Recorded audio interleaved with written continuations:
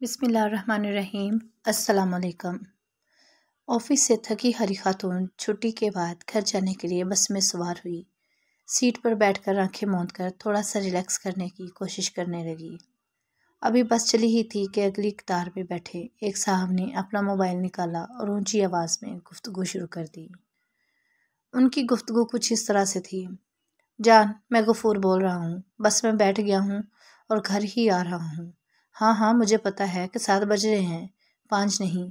बस ज़रा ऑफिस में काम ज़्यादा था, इसलिए देर हो गई।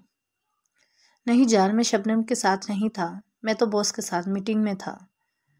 नहीं जान, सिर्फ तुम ही मेरी ज़िंदगी में हो।